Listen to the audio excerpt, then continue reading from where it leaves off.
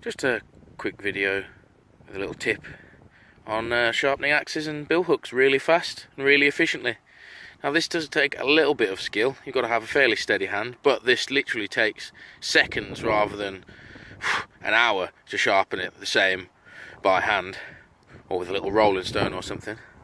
And yeah, you literally just get a grinder, put a metal blade on it, get yourself some sort of working area where you've got a hard surface to lean the blade against, and then grind away at the edge.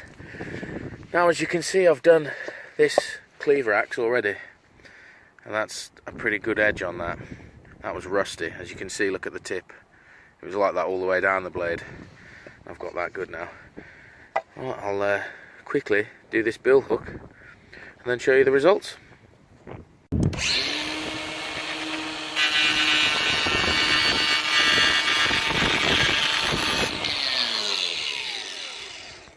Now, as you can see, the blade is now, oh, focus, sharp again. Look at that edge.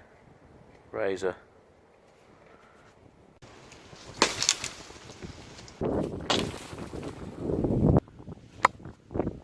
There we go.